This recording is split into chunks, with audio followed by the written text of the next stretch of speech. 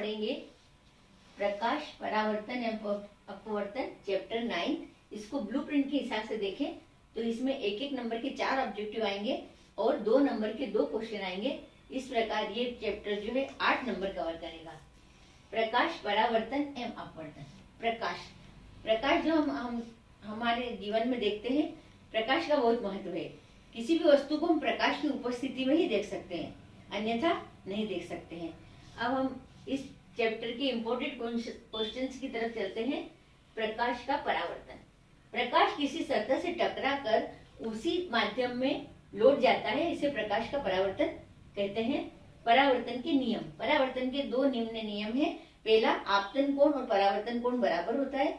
दूसरा, आपतित किरण, परावर्तित किरण अभिलंब एक ही तल में होते हैं। ये प्रकाश के परावर्तन का चित्र है, जिसमें AB आपतित किरण है, BC परावर्तित किरण है, ये आपतन कोण है, ये परावर्तन कोण है और ये अभिलंब है। M1 M2 समतल दर्पण है। अब एक ऑब्जेक्टिव आता है कि यदि आपतन कोण का मान 30 डिग्री है तो परावर्तन कोण का मान कितना होगा। तो हमारे इस आंसर के हिसाब से हमें याद होना चाहिए कि आपतन कोण का मान परावर्तन कोण के बराबर होगा। तो यदि आपतन कोण का मान 30 डिग्री है तो परावर्तन कोण का मान भी 30 डिग्री ही होगा। अब यहाँ पे 2 क्वेश्चन बनते हैं छोटे छोटे, और मिला करके देखें तो एक क्वेश्चन भी बनता है। पहला क्वेश्चन बन जाता है परावर्तन किसे कहते हैं, और दूसरा बनता है परावर्तन के नियम लिखिए। यह दोनों को मिलाकर एक क्वेश्चन बनेगा, परावर्तन किसे कहते हैं, परावर्तन के नियम लिखिए। तो ये हमारे 2 क्वेश्चन तैयार हुए। अब हम देखेंगे प्रकाश का अपवर्तन। अपवर्तन को एक्सप्लेन करने से पहले एक बात बता देती हूँ कि आपको क्वेश्चन इस तरह से याद करना है कि अपवर्तन और परावर्तन की ही बात नहीं है, और भी क्वेश्चन कि क्या पूछा गया है। बहुत सारे स्टूडेंट्स क्या करते हैं, अपवर्तन पूछा है तो परावर्तन लिख देंगे, और परावर्तन पूछेंगे तो अपवर्तन लिख देंगे। तो हमें इसके बीच में थोड़ा अंतर मालूम होना चाहिए। सबसे पहले हमें देखना चाहिए क्या पूछा गया प्रश्न में। प्रश्न को ध्यान से पढ़ेंगे और उसके बाद अपन आंसर लिखेंगे। अब ये प्रकाश का अपवर्तन। जब कोई प्रकाश किरण एक माध्यम से दूसरे माध्यम में प्रवेश करती है तो वो अपने मार्ग से विचलित हो जाती है। यह घटना प्रकाश का अपवर्तन कहलाती है। और परावर्तन में हमने देखा था कि जब प्रकाश किरण किसी सतह से टकराकर उसी माध्यम में वापस लौट जाती है तो उसे परावर्तन कहते हैं। अब दूसरा है दूसरा इसका नियम है, अब हम देखेंगे अपवर्तन के नियम। हमने परावर्तन के भी 2 नियम देखे थे और अपवर्तन के भी 2 नियम देखे, परंतु हमें पहले ये देख लेना चाहिए कि अपवर्तन के नियम पूछा गया एग्जाम में या परावर्तन के नियम पूछा गया। अब इसके भी 2 नियम है, आपतित किरण, अपवर्तित किरण और अभिलंब एक ही तल में होते हैं। पहले नियम में सिर्फ थोड़ा सा डिफरेंस है, यहाँ पर परावर्तित किरण था परावर्तन के नियम में, और अपवर्तन के नियम में यहाँ पर अपवर्तित किरण है। बाकी पूरा नियम एक जैसा है। आपतित किरण, अपवर्तित किरण और अभिलंब एक ही तल में होते हैं। प्रकाश के किसी निश्चित रंग तथा निश्चित माध्यमों का के युग्म के लिए, यहाँ पर थोड़ा देखेंगे, निश्चित रंग और निश्चित माध्यम के लिए आपतन कोण की ज्या और अपवर्तन कोण की ज्या का अनुपात स्थिर होता है। इस नियम को स्नेल का अपवर्तन का नियम भी कहते हैं। एक क्वेश्चन फिर इसमें बन रहा है, स्नेल के अपवर्तन के नियम किसे कहते हैं। इसका आंसर हम ये लिखेंगे, यदि आपतन कोण I है, परावर्तन कोण इज इक्वल टू R है, तो sine I upon sine R is equal to स्थिरांक। अब यहाँ हमने देखा कि प्रकाश का अपवर्तन किसे कहते हैं। एक क्वेश्चन बन रहा है, दूसरा बन रहा है अपवर्तन के नियम लिखिए, और एक क्वेश्चन फिर बन रहा है इसमें कि स्नेल का अपवर्तन का नियम क्या है। इस प्रकार इसमें हमने 3 क्वेश्चन के आंसर देखे।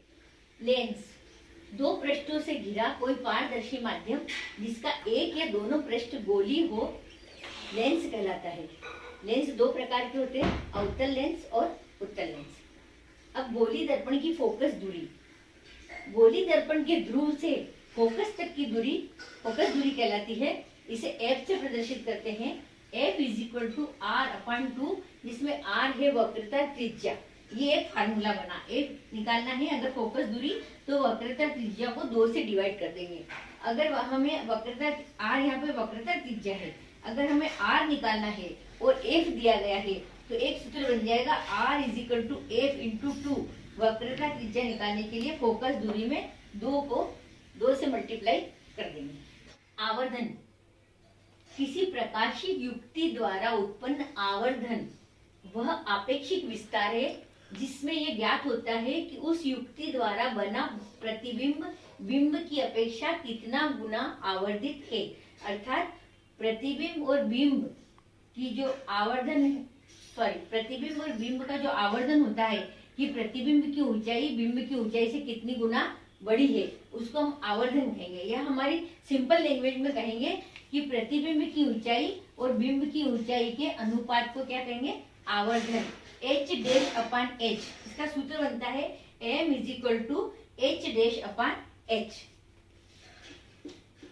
m is equal to h dash upon h, जिसमें h है प्रतिबिंब की ऊंचाई और h है बिंब की ऊंचाई।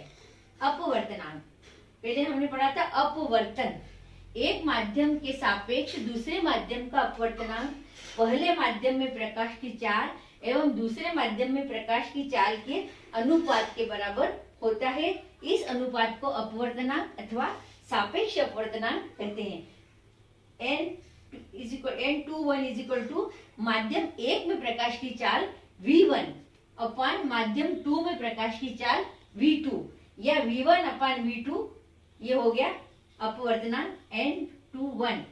एक माध्यम में प्रकाश की चाल अपान दूसरे माध्यम में प्रकाश की चाल के अनुपात को हम कहेंगे अपवर्तनांक। एक मोस्ट इंपॉर्टेंट क्वेश्चन है, वास्तविक और आभासी प्रतिबिंब में अंतर। वास्तविक प्रतिबिंब इसे पर्दे पर प्राप्त किया जा सकता है, जो वास्तविक प्रतिबिंब होता है उसे पर्दे पर प्राप्त कर सकते हैं। आभासी प्रतिबिंब इसे पर्दे पर प्राप्त नहीं किया जा सकता है।